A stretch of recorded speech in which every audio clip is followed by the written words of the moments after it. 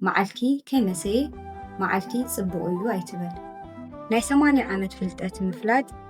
ناي قدن 8 عامت منبر أيتقلا يبل كانون كفات أيو عيكا تصبقوا نقر دما قري أيبلكا ካልኦት ክኾንዎ ዝግብኦም ክትፈልጥ ንስኻ ትኮኑ ዘለካ ከይጠፍአካ ተጠንቀቕ ዕውር ከይብሉን ኢልካ ዘይረኣኻዮ ርያ ኣይትበል ክሳብ ዝተፈጥረ ተጣዊ ንምርኣይ ስለ ዝኾነ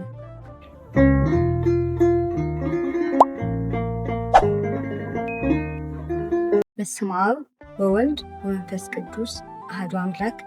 አሜን። ልሳነ አበው ኣብዚ ንኡስ ዕድሜኻ ኩሉ ነገር ሓቂ ካብ ዝብል መምርሒ ይውፃእ ኩሉ ከይረኣኹ ኣይኣምንን እየ ኣይትበል ሰሚዑ ምእማን ካብ ዝተጎድኡ ዝተበደሉ ምምሃር ምስትውዓል ምዃኑ ኣይትረስዕ ናይ 80 ዓመት ፍልጠት ምፍላጥ ናይ ግድን 80 ዓመት ምንባር ኣይትግለ የብልካን ነቢይ ሙሴ ኣቦታትካ ጠየቕ ክነግሩኻ እዮም ዘዳግም 32:7 ከም ዝበሎ 80 ዓመት ንዝነበሩ ብትሕትና ምሕታት ይግበአካ ምኽሪ ምስ ትሰምዕ ብነፃ ተምሃር ምኽሪ ኣይሰምዕን እየ እንተበልካ ግና ዋጋ ከፊልካ ከም እትምሃር ኣይትረስዕ ፍለጥ እውን ዋጋ ከፊልካ ምምሃር ኣድካምን ዘማርርን እዩ በሊሕ እንተደኣ ኮይንካ ሰብ ዘጋጥም ርኢኻ ክትምሃር ኢኻ ዓሻ እንተደኣ ኮይንካ ግና ንዓኻ ምስ ኣጋጠመንካ ክትምሃር ኢኻ ዝረኣኻዮ ኣርኢ ዘይረኣኻዮ ኣፃር እዩ ኣፀቢቅካ ዘይተረዳእኻዮ ኣይትምሃረሉ ዘይጠዓምካዮ ንሰብ ኣይትዓድም ኣይተጥዕም ኩሉ ዝሰማዕኻዮ ኣይትእመኑ ዝረኣኻዮ ኩሉ ሃቡ ዝተዛረብካዮ ኩሉ ፈጽሙ ኣይትበል ዝሃብካዮ ረስዓዮ እምበር ኣይተውርየሉ መወዳእታ ከይረኣኻ መወዳስ ኣይተብዝሕ መዓልቲ ከይመሰየ መዓልቲ ጽቡቕ እዩ ኣይትበል ኣዒንትኻ ናይ መጻኢ ክርኢ ልብኻ ዝሓለፈ ይሕሰብ ንጽባሕ ክትበጽሕ ናይ ትማሊ ኣይትረስዕ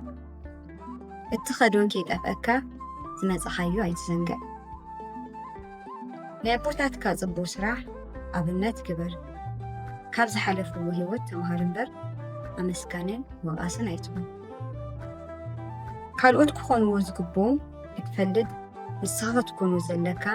ከይጠፍአካ ተጠንቀቕ ደጊምካ ንስኻ ኣብ ናይ መጻኢ ታሪክ ከም ዘለኻ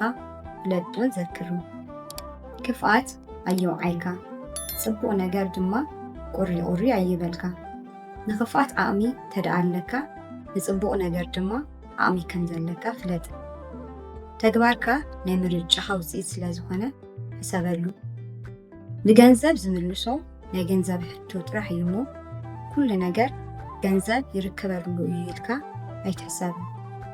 ናብ ዘለዎ ኣይትውየይ ምጽዋትካን ተግባርካን ከም መጠን ዓቕምኻ ይኹን እምበር ከዓቕምኻ ንላዕሊ ኣይትነፋሕ ድኻ ምስ ትኸውን ድማ ተለቂኻ ህያብ ኣይትሃብ ብጣዕሚ ከይትሸገርካ ንዘይጠቅም ነገር ኣይትንደቃሕ ተራኻ ምስ ፈጸምካ ናይ ካልኦት ተራ ንስኻ ፈጽመሉ ዕውር ከይብሉን ኢልካ ዘይረኣኻዮ ርያ ኣይትበል ጨካን ከይብሉን ኢልካ ዘይተሰምዐ ኣብያት ሰሚዐ ኣይትበል ንፉግ ጠማዕ ከይብሉን ኢልካ ልዕሊ ዓቕምኻ ከርድእ እየ ኣይትበል ኣይርድኡን እዩ ከይብሉን ኢልካ ዘይተረድአካ ነገር ከም ዝተረድአካ ኮይንካ ኣይትሕለፉ ሓደ ጽቡቕ ፍልጠት ከይጨበጥካ ዝወዓልካያ መዓልቲ ከም ዝነበርካዮ ኣይትሕሰባ ስለዚ መጽሓፍቲ ኣንብብ ምስ ፈልጡ ሕተት ኩሉ ከይነዓቅካ ስማዕ ስልጣን ተተዋሃበካ መራሒ እምበር ሓላፊ ኣይትኹን ብቕድሚት ኮይንካ ምራሕ እምበር ብድሕሪት ኮይንካ ኣይትቐድም ብዕላማ ንበር እንቅፋት ዘጽንዑኻ እምበር ተግባርካን ስራሕኻን ዘግድፉኻ ይኹን ህይወት ትምህርቲ ቤት ምዃና ብዘይምፍላጥ ብዙሓት ትምህርትታት ከይሓልፈካ ተጠንቀቕ